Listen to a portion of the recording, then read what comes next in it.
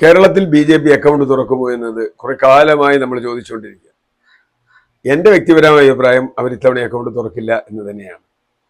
കേരളത്തിൽ ബി.ജെ.പിക്ക് അത്രത്തോളം ഒരു ത്രഷോൾഡ് നമ്മൾ പറയും, ഒരു പ്രത്യേക ഘട്ടം കടന്ന് വരാനുള്ള വോട്ട് കിട്ടാനുള്ള സാധ്യത ഇപ്പോഴും വിരളമാണ്.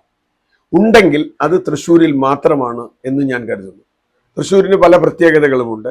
ഒന്ന്, സുരേഷ് ഗോപി കുറെ കാലമായി അവിടെ കോൺസെൻട്രേറ്റ് ചെയ്ത് വർക്ക് ചെയ്യുന്നു. അതുകൊണ്ട് ആളുകളുമായി കൂടുതൽ ബന്ധമുണ്ട്. ഒരു സിനിമാ നടൻ എന്നപ്പുറത്ത് 2019 അദ്ദേഹം ഒരു സിനിമാ സ്റ്റാറായിരുന്നു. ഇന്ന് അദ്ദേഹം സിനിമാ സ്റ്റാറിനേക്കാൾ ഒരു രാഷ്ട്രീയ നേതാവ് എന്ന നിലയ്ക്കാണ്. ജനങ്ങൾ ഇതിനെ എങ്ങനെ കാണുമെന്ന ചോദ്യം വേറെ വ്യത്യാസമുണ്ട്. കാരണം സിനിമാ സ്റ്റാറിന് വോട്ട് ചെയ്ത ആളുകൾക്ക് രാഷ്ട്രീയ നേതാവിന് വോട്ട് ചെയ്യോ അതിൻ്റെ ഒരു പുതുമയുണ്ടോ എന്നൊരു ചോദ്യമുണ്ട്. അതിൻ്റെ കുറവ് വന്നേക്കാൻ സാധ്യതയുണ്ട്. രാഷ്ട്രീയമായി വന്നാൽ കടുത്ത മത്സരം തന്നെയാണ് തൃശ്ശൂർ നടക്കുന്നതിൽ ഒരു തർക്കവുമില്ല. മുരളീധരൻ കോൺഗ്രസിന് അവിടെ പ്രയോഗിക്കാവുന്ന ഏറ്റവും നല്ല ആയുധം തന്നെയാണ്, യാതൊരു സംശയവുമില്ല. കാരണം കൃത്യമായ ഒരു മതേതര നിലപാടുള്ള ഒരാളാണ് മുരളീധരൻ. കോൺഗ്രസിന് അത് ഭരിക്കുക. അതുപോലെ തന്നെയാണ് സുപരിചിതനാണ് സുനിൽകുമാർ. അവിടെ എല്ലാ മേഖലകളിലും എല്ലാ മണ്ഡലങ്ങളിലും വ്യക്തികളുമായി വളരെ അടുത്ത ബന്ധമുണ്ട്. മന്ത്രിയായിരുന്നു, മുമ്പ് MLA 2-3 പ്രാവശ്യമായിട്ടുണ്ട്. അതൊക്കെ ഉണ്ട്. അതുകൊണ്ട് അദ്ദേഹത്തിന് നല്ല ഹോൾഡ് ഉണ്ട്. എന്ന് പറഞ്ഞാൽ വ്യക്തിപരമായി ഇതിൽ ഒരാൾക്ക് മറ്റൊരാളുടെ മേൽ അഡ്വാൻറ്റേജ് എടുക്കാനുള്ള സാധ്യതയില്ല. പിന്നെ സുരേഷ് ഗോപി പ്രചരിപ്പിക്കാൻ ശ്രമിക്കുന്നത് കേന്ദ്രത്തിൽ മന്ത്രിയാകും എന്നാണ്. കേന്ദ്രത്തിൽ മോഡി വന്നാൽ മന്ത്രിയാകും എന്നല്ലേ പറയാൻ പറ്റൂ. മോഡി വന്നില്ലെങ്കിൽ മന്ത്രിയാവാൻ പറ്റില്ലല്ലോ. അതൊരു കാര്യം, ഒന്നാമത്തെ വിഷയം.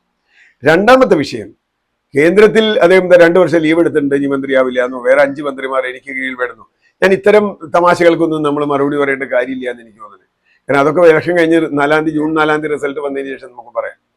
അങ്ങനെ പറയുമ്പോൾ പോലും മധ്യവർഗത്തിനിടയിൽ ഇപ്പോഴും ഒരു മന്ത്രി ഉണ്ടാവുക എന്ന ഒരാഗ്രഹം ഉണ്ട് എന്നൊക്കെ തോന്നാം.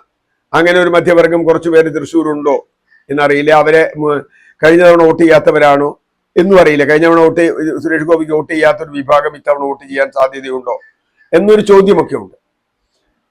മറ്റൊന്ന്, ഏറ്റവും കൂടുതൽ കേൾക്കുന്ന ഒരു കാര്യം, CPM ബി.ജെ.പിയെ സഹായിക്കാൻ, പ്രത്യേകിച്ചും ജയരാജന്റെ വെളിപ്പെടുത്തലും നന്ദകുമാറിന്റെ വെളിപ്പെടുത്തലും എല്ലാം കൂടി കഴിഞ്ഞ് കുഴഞ്ഞു മറിഞ്ഞ ഒരു രാഷ്ട്രീയ കാലാവസ്ഥയിലാണ് നമ്മൾ നിൽക്കുന്നത്. CPM-മായി ബി.ജെ.പി. ഡീൽ ഉണ്ടാക്കുമെന്നും അങ്ങനെ ഉണ്ടാക്കിയാൽ നിരവധി കേസുകൾ CMR-ലടക്കം ലാവലിനടക്കം കേസുകൾ വിട്ടുകൊടുക്കാമെന്നും ബി.ജെ.പി. ഡീലുണ്ട് എന്നാണ് പറയുന്നത്. ഇത് അത്ര എളുപ്പമായ കാര്യമാണ് എന്നെനിക്ക് തോന്നുന്നില്ല. ഇപ്പൊ മുരളീധരൻ പറഞ്ഞത് നാട്ടികയിലും ഗുരുവായൂരിലും വോട്ട് മറച്ചിട്ടുണ്ട് സുരേഷ് ഗോപിക്ക് CPM-കാർ എന്നാണ്. ഞാനില്ലാന്നും ഉണ്ടെന്നും പറയുന്നില്ല, കാരണം എനിക്ക് അതിനെപ്പറ്റി കൃത്യമായി അറിയില്ല. പക്ഷെ അതത്ര എളുപ്പമല്ല എന്നാണ് എനിക്ക് തോന്നുന്നത്. ഇപ്പൊ പാർട്ടി നേതാക്കന്മാർ പറഞ്ഞാൽ പോലും പാർട്ടിക്കാർ അങ്ങനെ പോയി ബി.ജെ.പി. പോലൊരു സ്ഥാനാർത്ഥിക്ക് വോട്ട് ചെയ്യാൻ സാധ്യതയുണ്ടോ എന്ന വളരെ വലിയൊരു ചോദ്യമുണ്ട്. പക്ഷെ വേറെ ചില ടെക്നിക്കുകൾ ചെയ്തിട്ടുണ്ട്. ഇപ്പൊ ഉദാഹരണത്തിന് പൂരം കലക്കുക എന്ന് പറയുന്നത്. പൂരം കലക്കുക എന്നതിന്റെ പിന്നിൽ സുരേഷ് ഗോപിക്ക് അനുകൂലമായ ഒരു പോലീസ് ഇടപെടൽ അല്ലെങ്കിൽ ഒരു നടപടി ഉണ്ടായിട്ടുണ്ട് എന്ന് തന്നെയാണ് ഞാൻ ഇപ്പോഴും കരുതുന്നത്. അതേപോലെ സംസ്ഥാന നേതാക്കൾ അറിഞ്ഞിട്ടാണോ അല്ലയോ നമുക്കറിയില്ല. അതിൽ ഒരു വലിയ ഹീറോ ആവാൻ, സാധാരണ സിനിമയിലെ പോലെ ഒരു ഹീറോ ആവാൻ സുരേഷ് ഗോപിക്ക് പെട്ടെന്ന് ചാടി വീഴാൻ പറ്റുന്നു. അദ്ദേഹം ഒത്തുതീർപ്പാക്കുന്നു, വെടിക്കെട്ട് നടത്തുന്നു എന്നൊക്കെ പറഞ്ഞിട്ട് ഇതിന് ഒരു സംഗതിയുണ്ട്. മാത്രമല്ല ഒരു കൺസോളിഡേഷൻ എന്ന അർത്ഥത്തിൽ സുരേഷ് ഗോപിക്ക് ഉണ്ടാക്കി കൊടുക്കാൻ ഇത് സഹായിച്ചു എന്ന് കരുതുന്നവരുണ്ട്. എത്രത്തോളം ഉണ്ട്? തൃശ്ശൂർ പൂരം ജീവിതകാലം ഒരു 10-35 കൊല്ലം തൃശ്ശൂർ പൂരം കണ്ടിട്ടുള്ള ഒരാളാണ് ഞാൻ. അത് വളരെ സെക്യുലറായ ഒരു ആഘോഷമാണ്. അവിടെ ഏതെങ്കിലും തരത്തിലുള്ള വർഗീയ എലമെന്റുകൾ കളിക്കുന്നുണ്ടോ, ഇപ്പൊ കളിക്കുന്നു ഒന്നും നമുക്കറിയില്ല. ഏതായാലും അത്തരം ചില നടപടികൾ ഒഴിച്ചാൽ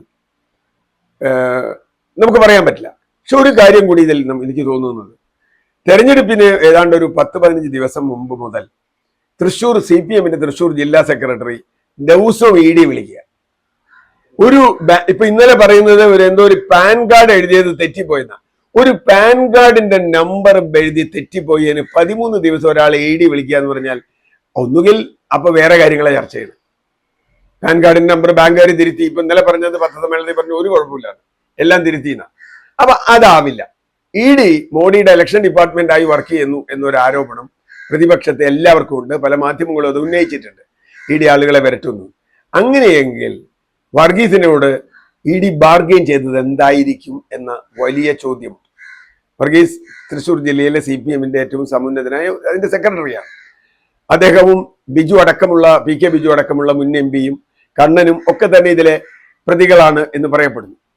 അങ്ങനെ വരുമ്പോൾ എന്തിനാണ് ഒരു പാൻ കാർഡിന്റെ വിഷയത്തിൽ ഇത്ര ദിവസം ഇ ഡി വർഗീസിനെ ചോദ്യം ചെയ്തത്? എന്തായിരിക്കും വർഗീസിനോട് പറഞ്ഞിട്ടുണ്ടാവുക? അത് എത്രത്തോളം തെരഞ്ഞെടുപ്പിനെ ബാധിച്ചിട്ടുണ്ട്? ഇതറിയണമെങ്കിൽ ജൂൺ 4 റിസൾട്ട് തന്നെ നമ്മൾ കാത്തിരിക്കണം. ജൂൺ 4 ഏതെങ്കിലും വിധത്തിൽ സുനിൽ കുമാറിന്റെ വോട്ടിൽ കാര്യമായ ഇടിവുണ്ടായാൽ, ഏതെങ്കിലും മണ്ഡലങ്ങളിൽ ഉണ്ടായാൽ, നമുക്ക് വളരെ വ്യക്തമായും പറയാൻ കഴിയും അത് മറിച്ചതാണ് എന്ന്. അങ്ങനെ CPM മറിച്ച് BJP ജയിക്കുമെന്ന് എനിക്കറിയില്ല. അങ്ങനെ ജയിച്ചാൽ അത് കേരള രാഷ്ട്രീയത്തിലെ ഏറ്റവും വൃത്തികെട്ട വിജയമായി അത് മാറും, വൃത്തികെട്ട രാഷ്ട്രീയമായി അത് മാറും. അതോടുകൂടി CPMന് തല ഉയർത്തി നിൽക്കാൻ പറ്റാത്ത അവസ്ഥ വരും.